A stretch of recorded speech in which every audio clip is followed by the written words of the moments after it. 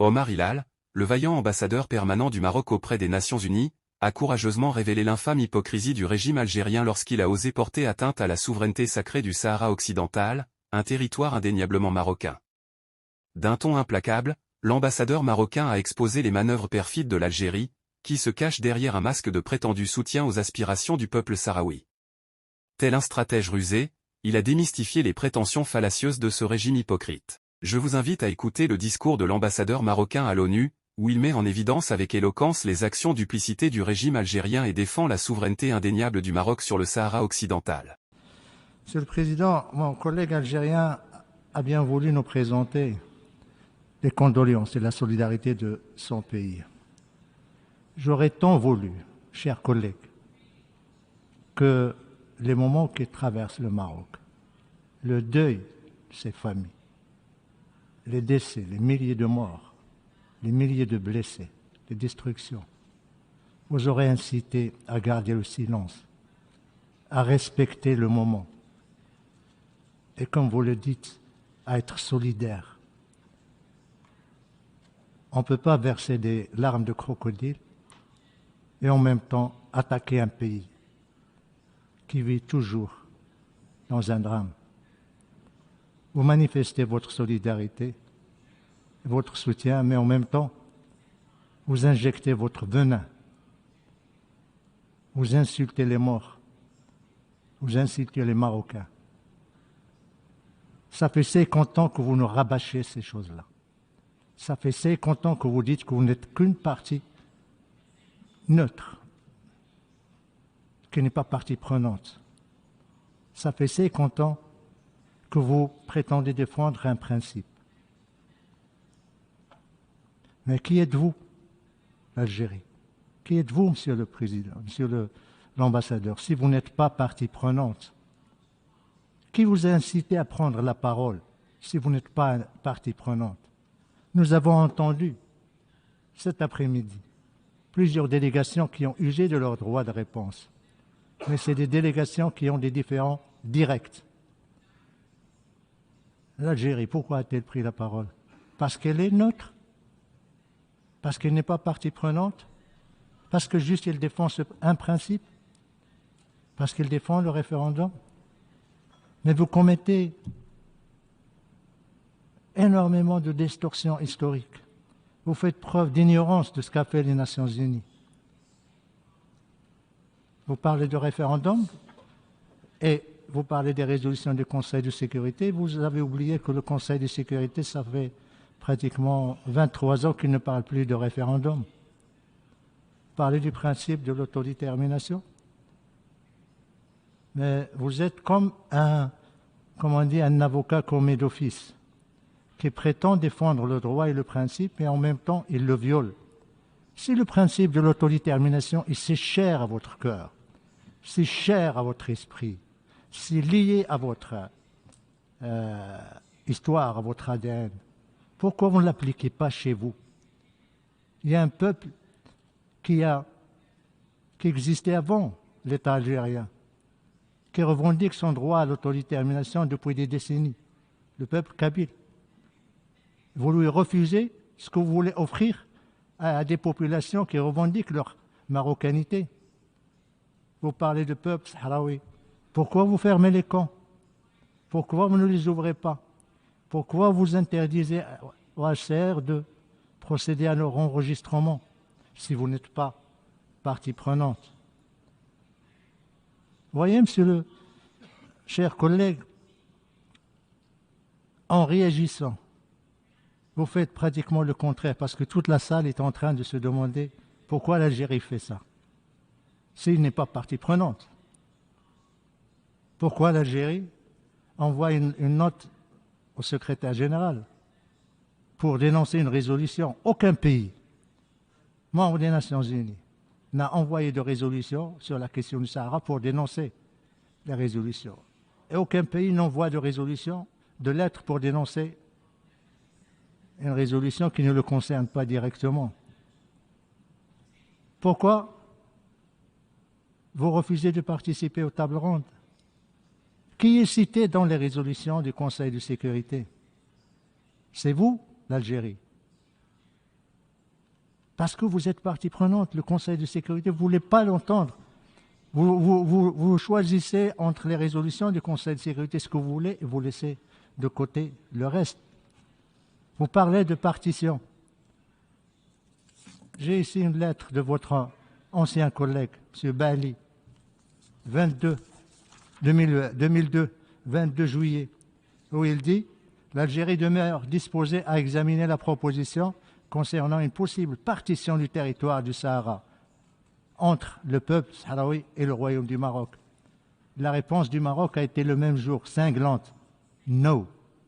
Jamais de partition avec qui que ce soit. Jamais de division du peuple, des populations du Maroc, de leur région du Sud.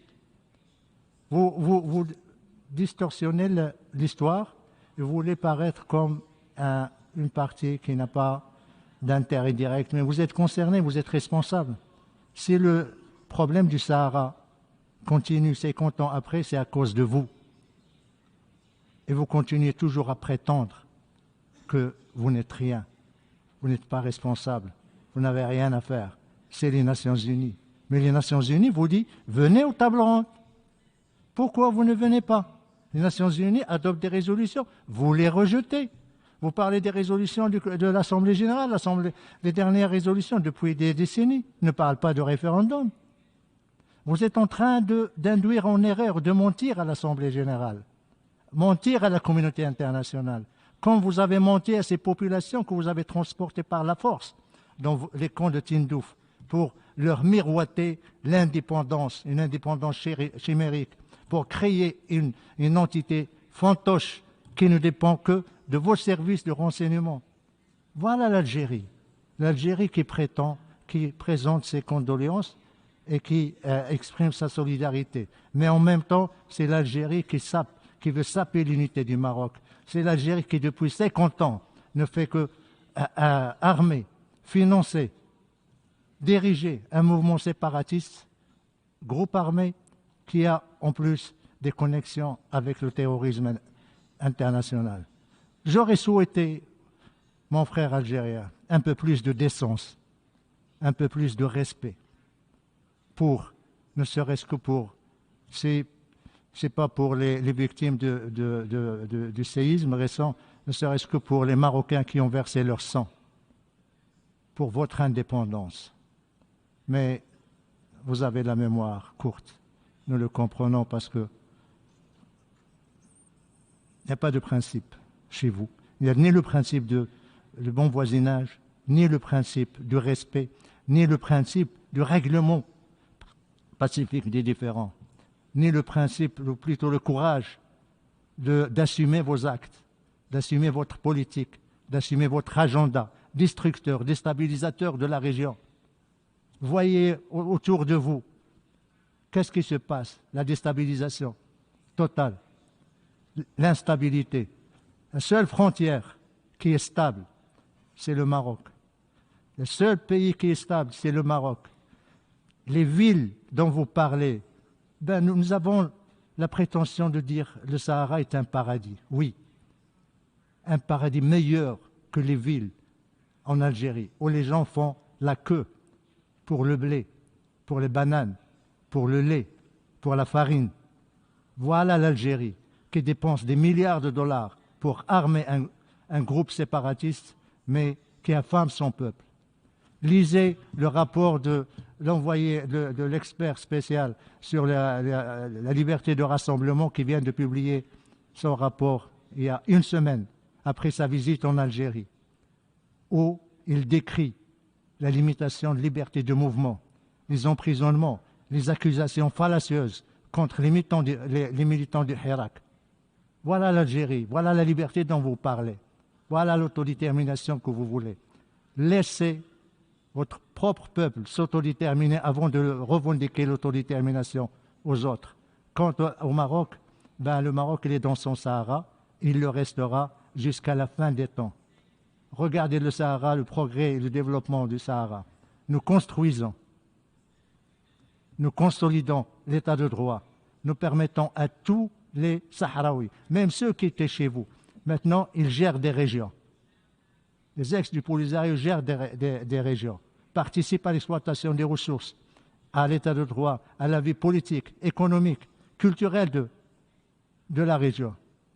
J'espère, chers collègues, que la prochaine fois, quand vous allez ouvrir votre bouche pour parler du Maroc, vous réfléchissez avant, à 2 reprises, parce que vous avez tout simplement hypothéqué l'avenir du Maghreb depuis 50 ans. Merci, Monsieur le Président. Désolé de reprendre la parole, mais vu que mon collègue algérien aime à polémiquer, à répondre à chaque fois que je prends la parole, je vais essayer d'être aussi bref que lui. Mon frère algérien m'a fait 2 reproches. Premier reproche, je n'ai pas parlé du Sahara. Je lui donne rendez-vous aux tables rondes.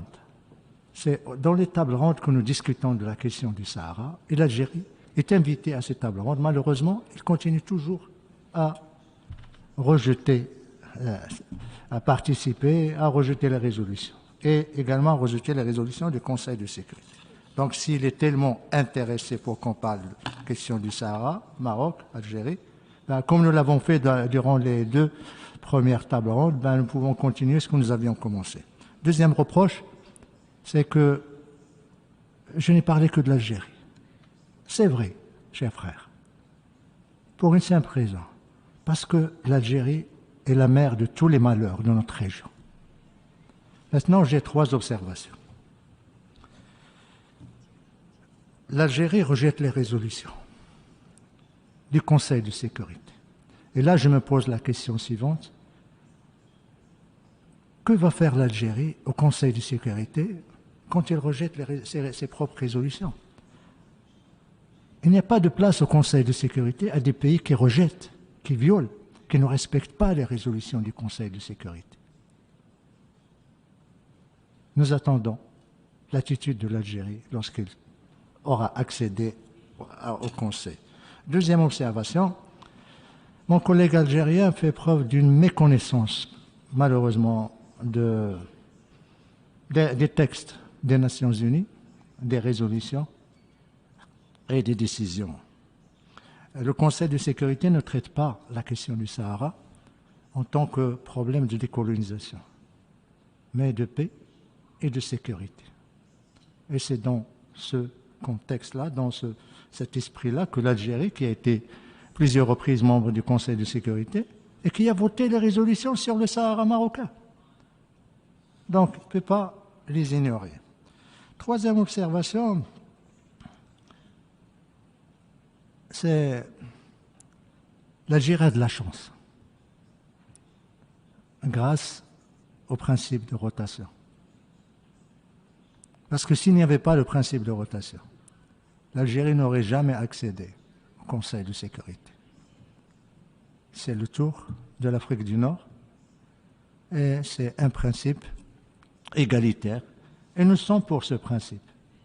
Et ce n'est pas parce qu'il a fait quoi que ce soit pour les Nations Unies. La preuve, il n'a même pas un seul soldat en force de maintien de la paix.